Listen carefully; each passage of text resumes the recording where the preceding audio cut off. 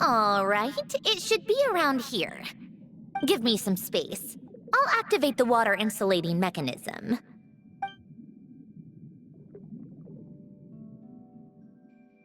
The what? Alen, much like Renee, had long predicted that the water levels in Fontaine would rise. Thanks to his expertise in mechanics, he was able to implement a few simple measures to protect our home from flooding. I told him there was no need, that I would just move when the water rose too high. But it would seem he knew a day like this would come.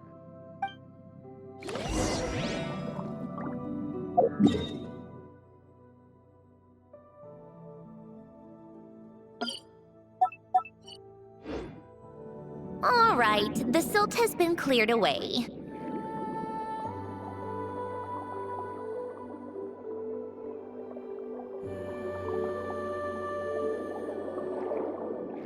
Go activate the mechanism for the first sluice gate. That will fill the empty middle chamber with water.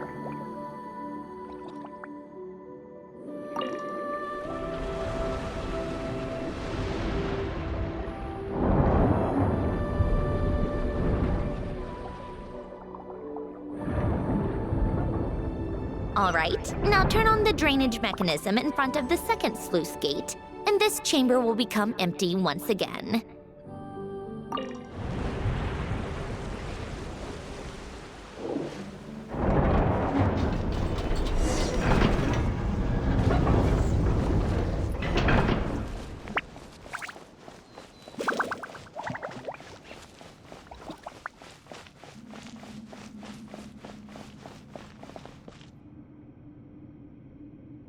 So, this is where you used to live? It's beautiful! There's even a garden! Back when I lived here, it was my job to tend to the potted plants and flower beds. Still growing strong even after all this time. Who would have thought? If the weather was nice, I would take Alen out in his wheelchair and we would go for a walk. Before long, we started bringing Polonia along too. Come to think of it, I was the only one who could get around easily back then. Polonia always got stuck at some point, and it was up to me to launch a rescue mission. Happy? I suppose they were. Uneventful, but pleasant. Repetitive, but peaceful. It was like living in a world where time didn't exist. Of course, that was all just an illusion. Death still awaits all of us at the end. Oh. All right, enough standing around. Let's head inside.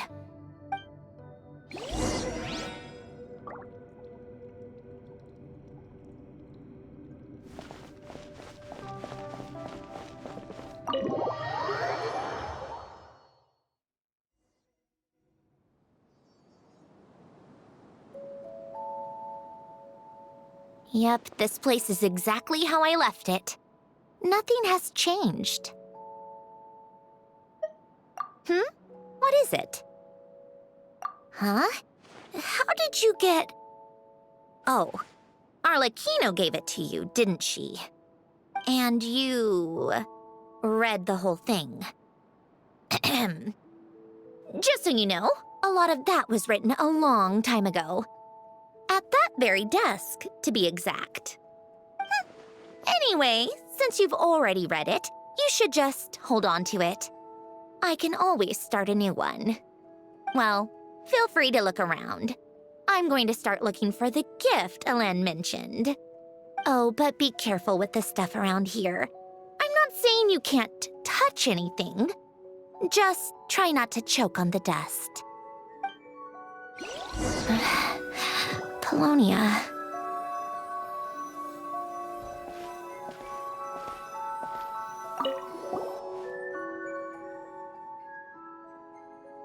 Wait, the people in this picture look kind of familiar.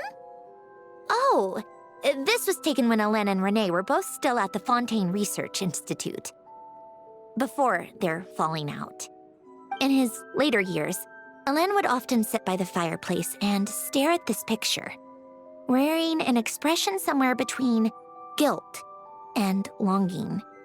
He said he sometimes regretted not helping his friend when he needed it most, even if just to stop him.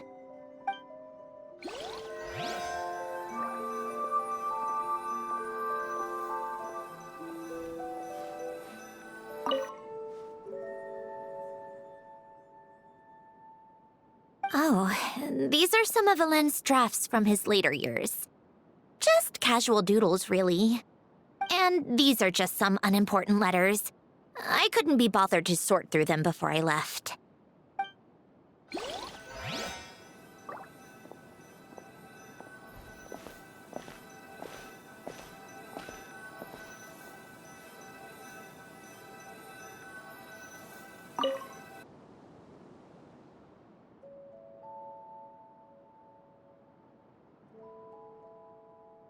Oh, I played with these when I was little.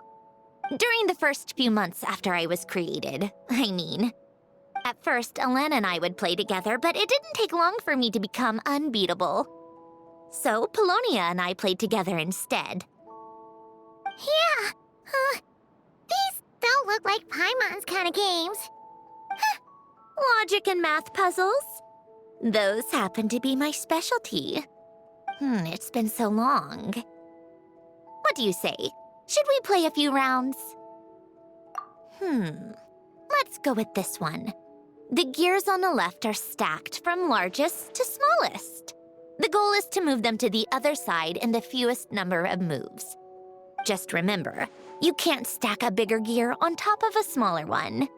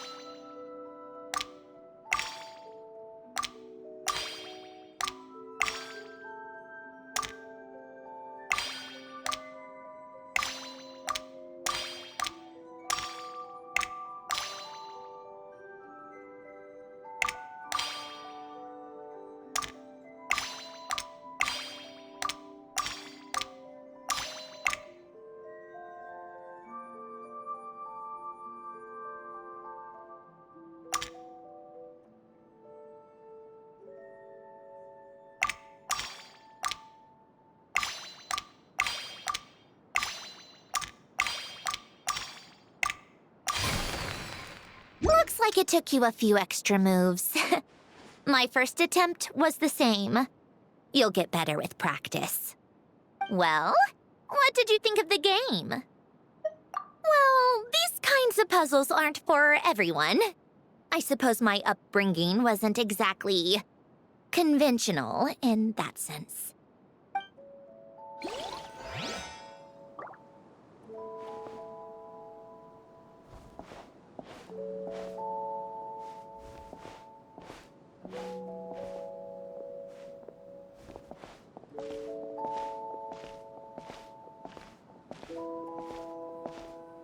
Old notes.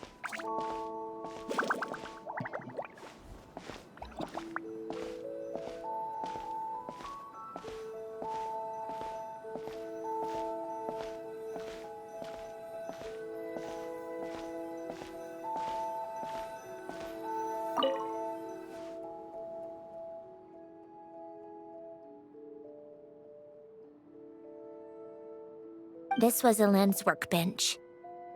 Later on, of course, it became mine. It's where both Polonia and I were brought to life.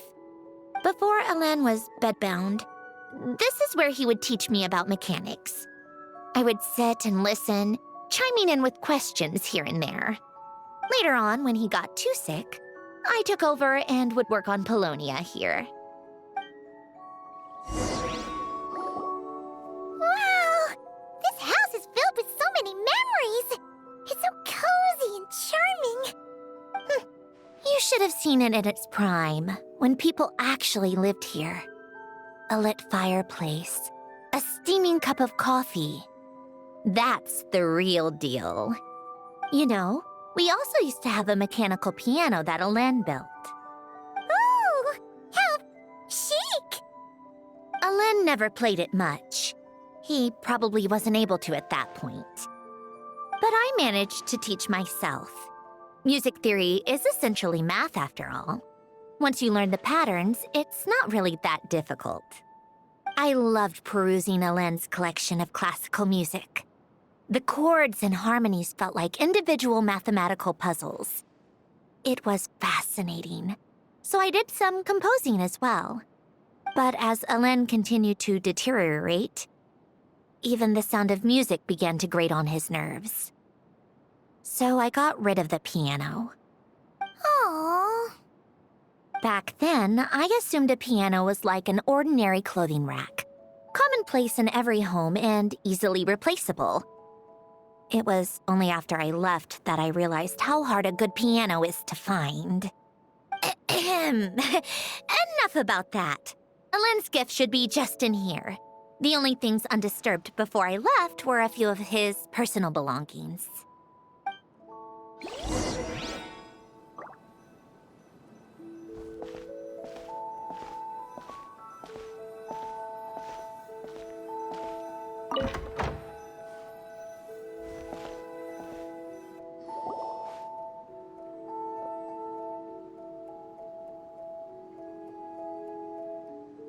Wait, there's a hidden compartment at the back of this box. Looks like it's locked with some kind of gear mechanism. Knowing you, Elend, I'm guessing it goes like this, then like this. Got it. Am I a genius or what? Let's see here. A box? Well, you gonna open it?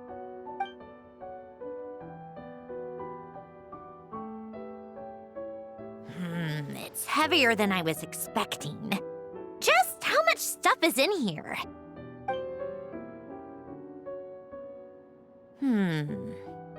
A letter?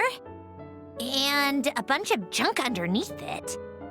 None of it seems that important. Wait a second. This should be it. A cube?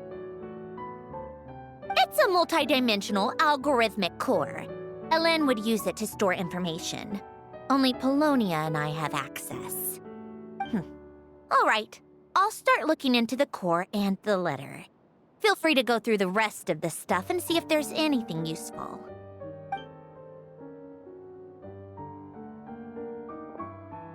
Okay. Hold on. There's another picture in here. This one has writing on the back. A snapshot of you playing among the plants shortly after you were born. You seem to like these flowers a lot. May you grow and flourish just as they do. Huh? Wow! Look how happy you are in this picture. You've changed a lot since then, huh? What's that supposed to mean?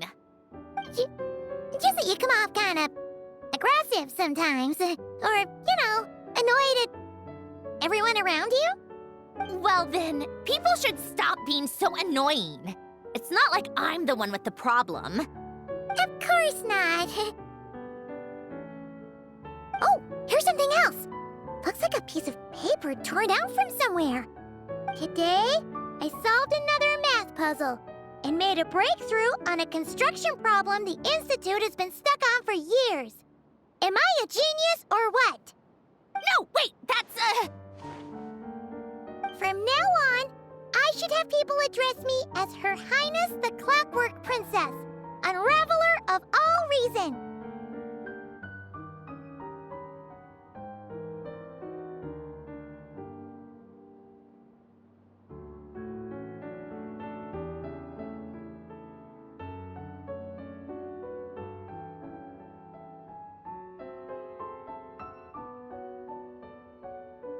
No, nope.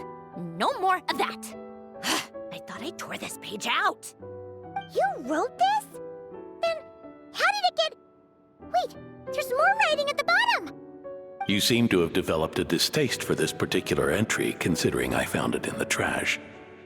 I'm sorry, but I could not help but hold on to it. Forgive me. Helen! Don't be embarrassed. Everyone goes through a phase like that. Nonsense. I wasn't even the one who wrote that. It must have been Polonia. That's enough. I told you it was Polonia. You know what? We're done with this. No more rifling around in the box. Just put it down and let me read the letter. To my little clockwork princess.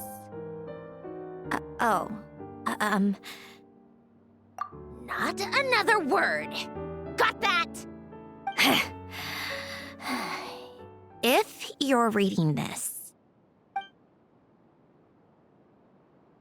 You've most likely received the gift I left for you.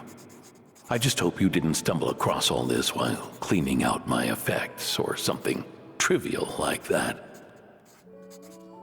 I once asked if there was something you wished for. Do you remember that? I wonder if time has changed your answer. Regardless, I have another gift. A formula that will allow you to come face to face with the anomaly inside of you. If you even still call her that.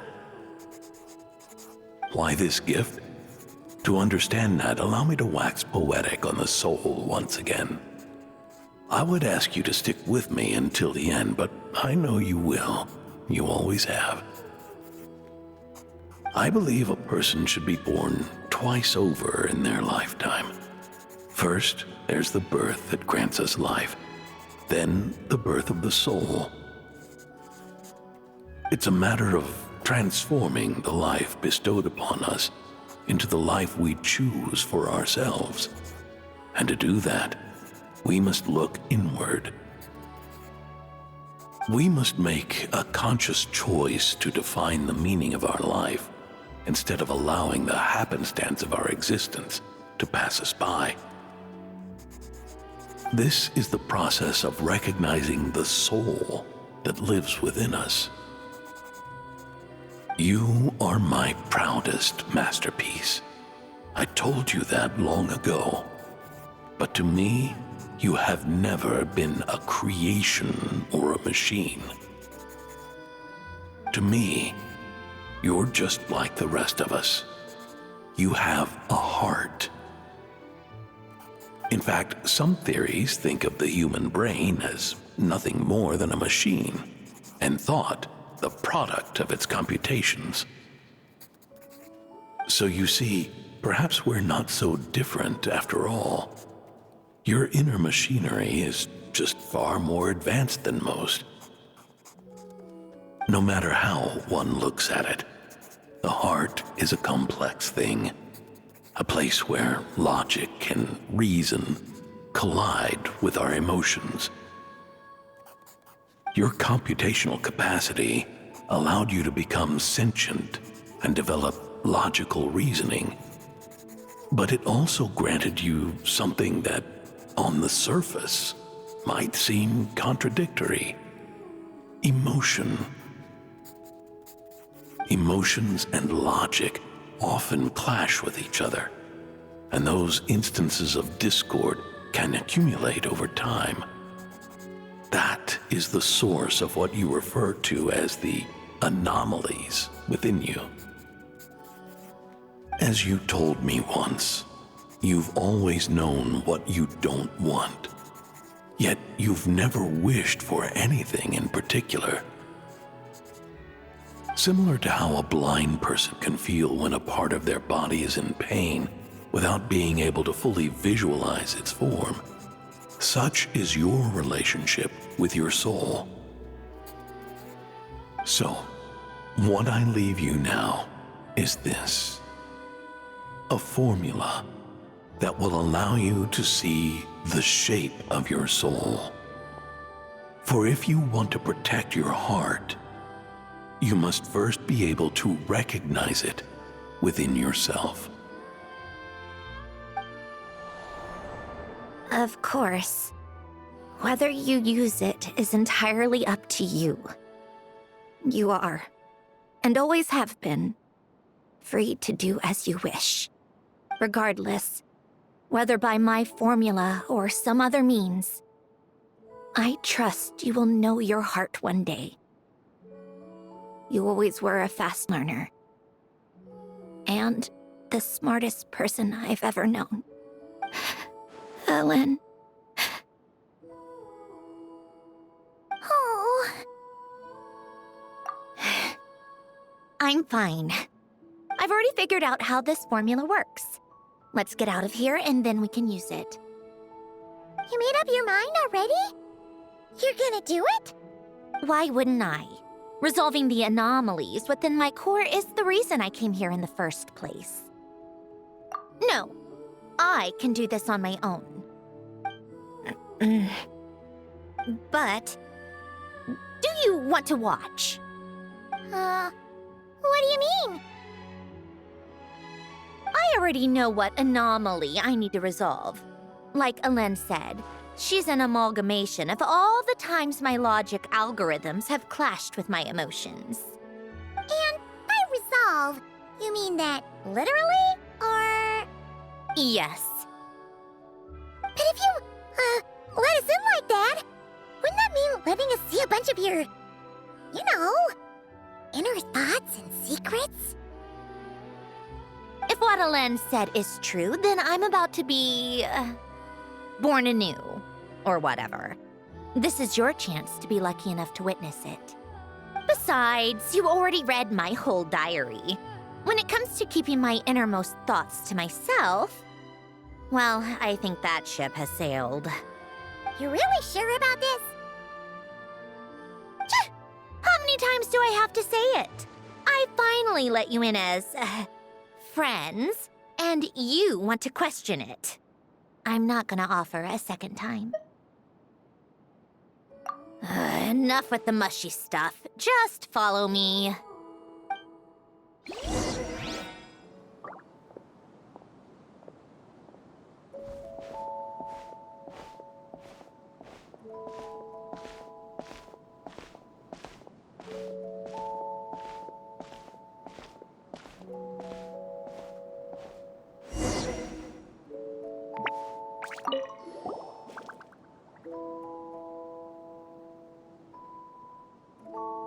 All right. With the numerological array, I can construct a simple formula that will allow you to experience what I see and hear in real time.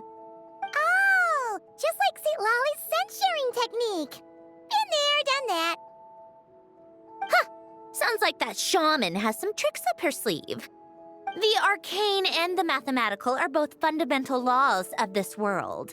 Being able to achieve a similar result through both isn't surprising. Anyway, let's get this show on the road. But no comments from the peanut gallery, okay?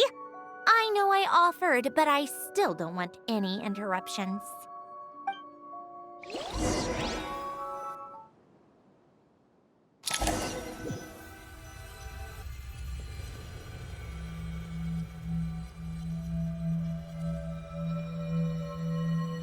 Is this my heart?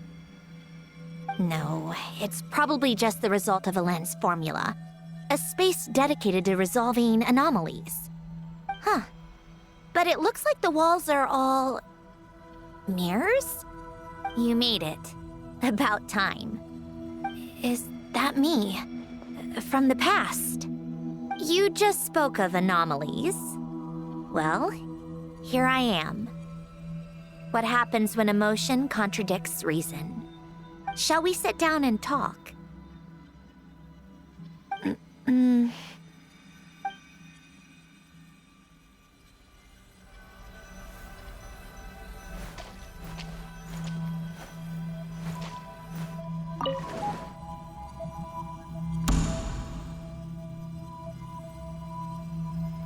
That should do it. Hello? My name is Alain Guillotin. Can you hear me? Brings back memories, doesn't it? The time we spent here. Here. I want you to have this. A notebook? You can use it to write things down. I don't need to write things down. I have unlimited memory. Even so, some things are more important than others, right? You can use it to write about the things that matter. So you wish me to carry out a basic priority sorting operation? I suppose you can think of it like that for now. But journaling is also an act of finding oneself. Much like we use wooden stakes to guide a plant to grow in a certain manner, what we choose to write down gives the soul much-needed direction. In the act of choosing what to forget and what to hold on to, we decide what kind of person we want to become. I don't understand.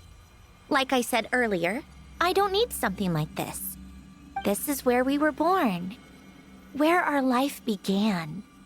Mornings of tending to the garden, afternoons spent cleaning, reading, or studying, evenings of cozying up by the fire, listening to Alain share stories about his past. Alain. What is it? What are you drinking? Oh, this? It's coffee. It, makes me more productive. I want to try it. Oh, okay. Here.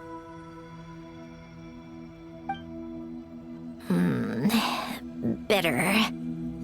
Speaking of, why did you design me with senses? Taste, smell, touch. Well, I'm not quite sure. It just felt like the right thing to do. I suppose I hoped you might have a life of your own one day, and that you deserve to experience all life has to offer. Oh. Still bitter. But the smell is nice. I thought those peaceful days would go on forever. You know that's not possible. Maybe. But how was I supposed to know the end was just around the corner? That was just bad luck. Was it? Well, it certainly became a pattern, now didn't it?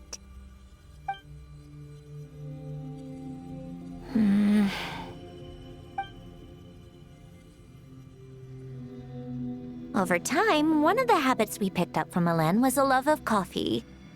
We even took to hosting tea parties. A machine acting like a human. Kind of laughable, right? I suppose that's just what I'm used to. Yeah, that's just what we're used to. Hey, this place isn't half bad. Great spot for a party. More and more people seem to be showing up to my tea parties uninvited. Anyone care to explain? Can you blame me? I saw Columbina leading Capitano somewhere, and I had to see what that was about. I had simply asked Columbina where I might find Arlecchino. I have business to discuss with her, and Columbina suggested looking here. Tartaglia and I were unaware that this was a private gathering. Apologies for the intrusion. It won't be for long. Whatever. Just add it to the list of annoying things that have happened today. What's one more? Since you're here, you might as well stay for a cup of tea. See? Told you she wouldn't mind. Much obliged, Sandrone. Well, look who we have here. Good thing I brought extra desserts. This has turned into quite the occasion. Capitano, I was just about to go find you. Pardon the intrusion. Rest assured, I won't sully your gathering with talk of work. We can have our discussion later. Spoken like a true gentleman. A certain unmannered 11th seat could learn a thing or two. You know, you really should start being nicer to me, Rosaline. Or I might just snatch that 8th seat right out from under you. I'd like to see you try. If you're gonna fight, take it outside. The only mess I plan on cleaning up is tea-related. I still don't understand how our quiet afternoon turned into such a crowded gathering. One by one, people just kept barging in.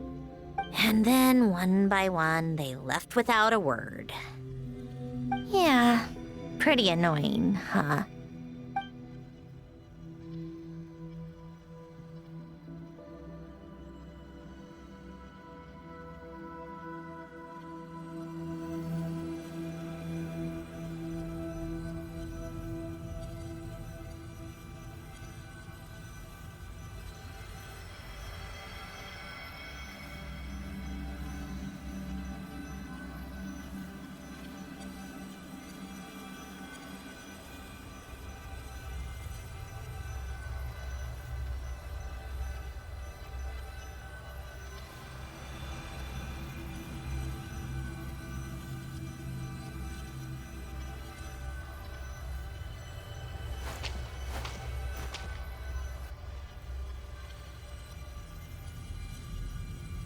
Of all my days with the Fatui, the times I spent with you, Arlecchino, and Rosaline, they were my favorite.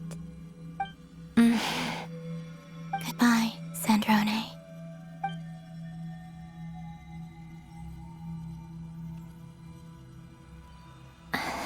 Don't go, Columbina. We should have just said that. Why didn't we? If we had, would the story have had a different ending? She couldn't stay. There was no future for her here. She would have just faded away. You're right. I suppose that's why you call me an anomaly. Every time you make a decision, there's a voice inside your heart. My voice, asking to contradict all logic and reason. Why didn't we make her stay? Is it worse to fight for something just to lose it? Or not to have fought at all? Don't you find it unfair? One by one, we keep losing the things we care about the most. But in the end, whether I want to fight for something or cry over all we've lost, you just push it down and pretend not to hear.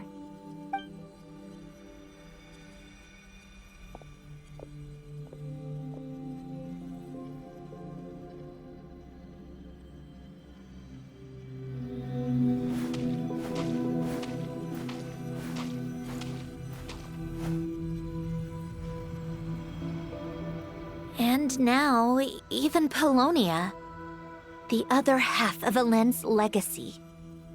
the last remaining member of our family. Even Polonia is no longer with us. I did everything I could. But it's just like Alen always said. Polonia was one of a kind. There was no replicating what he managed to create. Don't you feel like our connection to the past is fading bit by bit? Like, even the things we have left are slowly slipping away. I suppose. But you can't move through life without having to say goodbye. And even as we experience loss, there are always new things to be gained. Ever so logical. What's your take, then? It feels like the more I care about something, the faster the world takes it away. It sounds so stupid, but I can't help it. That's the hand life has dealt me time and time again. Why even fight for something that's just going to be lost in the end? Better to never have had it at all. Better if it would all just disappear. Dark, I know. But the heart wants what it wants. Maybe the stellar linchpin appeared because of me. Because of what I wish for. I don't think so. Yeah, probably not. What an anomaly wants goes against all logic and reason after all. Well, go ahead and do what you came for. You're here to resolve the anomaly, aren't you?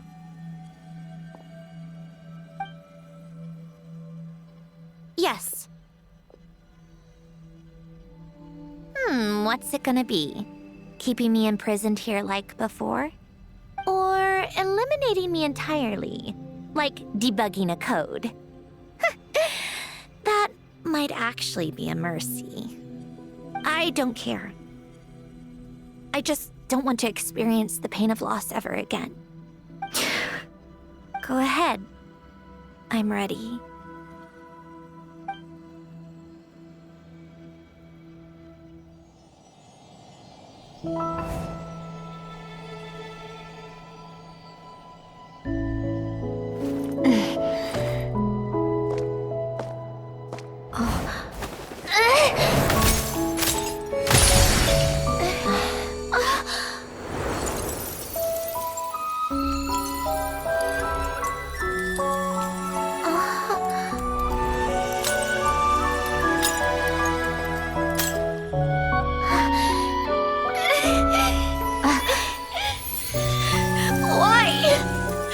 Why do we keep losing everything we care about?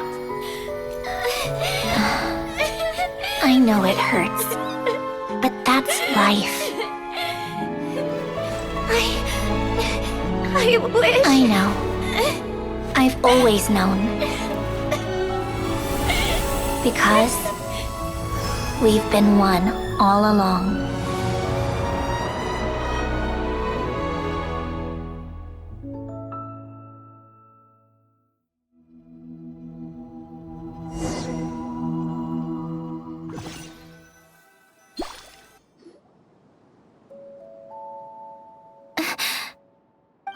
Sandrone! I'm fine. It's okay to cry, you know. Cry? You've got to be kidding me. Save the comforting for someone who needs it, Paimon. The emotional side of my core algorithm. My emotion module has always been fully developed and operational. Alen tried to tell me that too. I've just chosen to ignore her voice all this time. I suppose. Come to think of it, it's kind of like the aquarium on the ship. The aquarium? The old me took one look at it and saw something I would inevitably lose. So I stopped putting in the effort. Then, one by one, the fish all swam away, and the place became even more bleak and depressing. Pretty pathetic, right? Don't say that. A lot of people would feel the same. It just shows how much you care about what you have. Now? After seeing what you've done with the aquarium, I have to admit, I think it's beautiful. It's like you said, we get to keep the things we gain along the way. And those are things that can never be replaced, because we choose to hold them in our hearts. Well said. Besides, I've already died once. I'd be stupid not to make the most of this second chance. Right. Earlier you, or your inner self, mentioned something about her wish. What was it? You think that's something you can just ask, and I'll tell you. Think again. I may have accepted my emotional self, but I'm not about to go all soft and mushy on the inside and pour my heart out. That said, taking a step in the right direction couldn't hurt. Starting with cleaning some old aquarium tanks of my own.